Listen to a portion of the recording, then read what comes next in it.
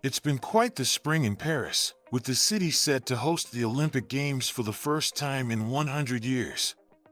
This time around, the Seine River will play a leading role in the Games, as it will serve as the stage for the Olympic opening ceremony and also as a venue for 3 swimming events.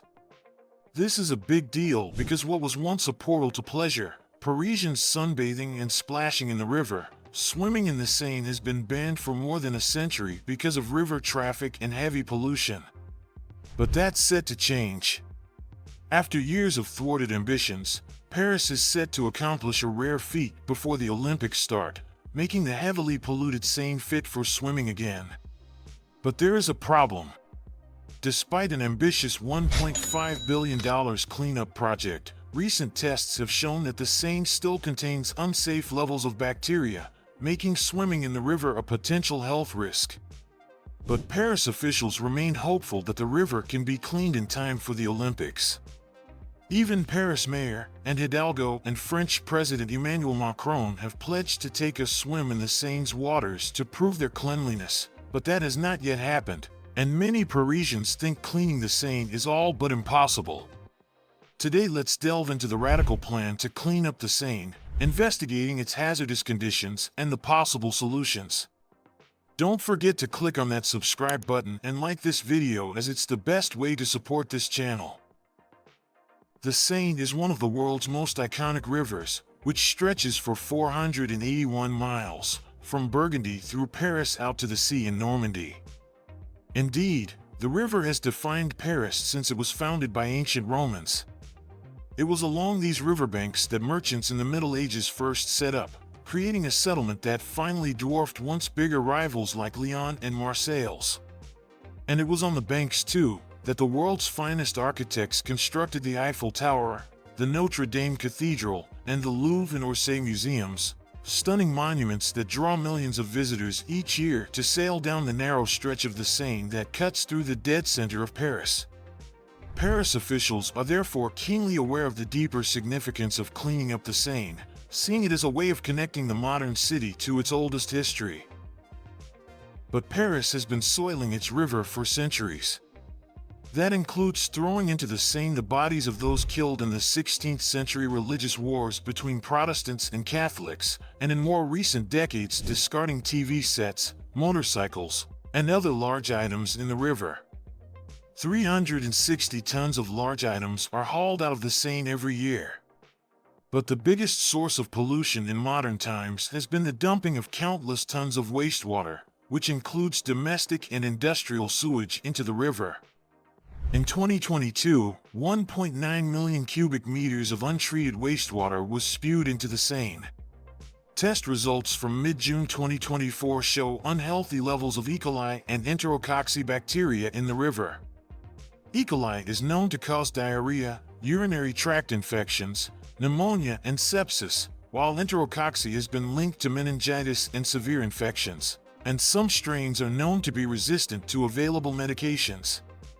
As a result of the heavy pollution, authorities banned swimming in the Seine in 1923. But the idea of cleaning up the Seine is hardly new. In 1990, then Paris Mayor and later French President Jacques Chirac declared he would launch a major cleanup of the Seine and swim in it in 3 years. The idea withered over the years, and Chirac died in 2019, his grand ambition unfulfilled. What makes this time different is the pressing Olympics deadline. When Mayor of Paris and Hidalgo presented her winning bid for the 2024 Games back in 2016, she promised that the city, home to 11 million people in the greater urban area, would undergo a drastic environmental upgrade by 2024. Key to her bid was enabling Olympic athletes to swim in the river, as they did when Paris hosted its first Olympics in 1900. This year, the 10K swimming marathon, the aquatic portion of the triathlon, and one Paralympic swimming event are set to start in the Seine. Paris officials say dumping all the sewage into the river is necessary to avoid saturating Paris's sewage network and flooding the city when especially heavy rain hits. But the Seine has paid the price over the years.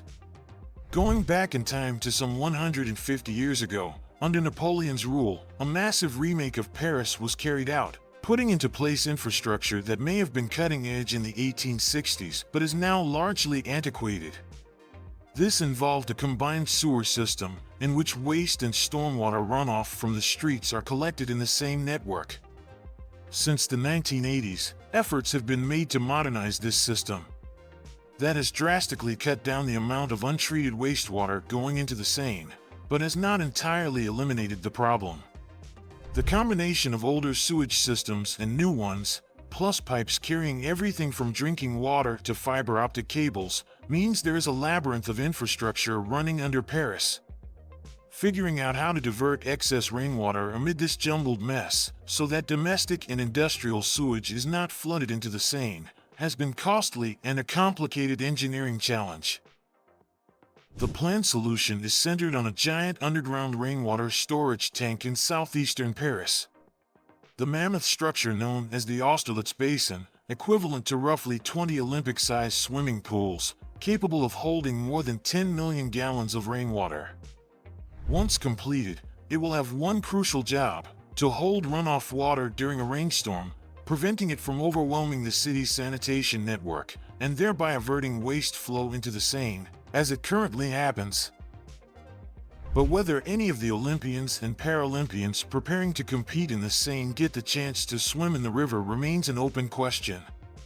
It turns out that a $1.5 billion water tank can only do so much. During heavy rainfall, the tank and tunnel system are overwhelmed, and street runoff and fecal matter would still flow into the river.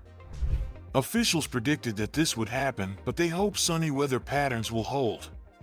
Right now, without any alternative locations for the races, if it rains there is no plan B, other than postponing the races for a few days. But if all goes to plan, the outcome of cleaning the Seine will be commendable.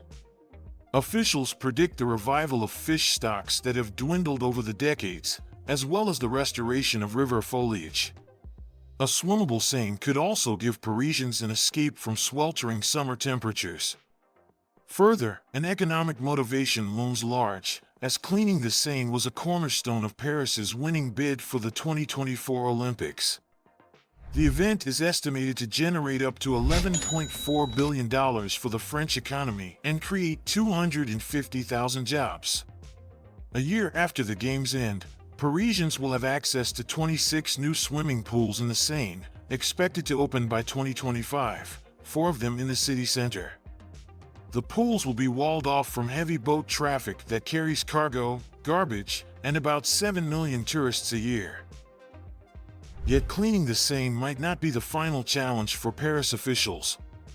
Parisians will need to feel safe enough to swim in the 26 swimming pools along the Seine that will open after the Olympics. Public confidence in the cleanup is not certain, given years of E. coli and enterococci bacteria in the water, and the possibility that a particularly heavy rainfall could contaminate parts of the river. But city officials are not deterred.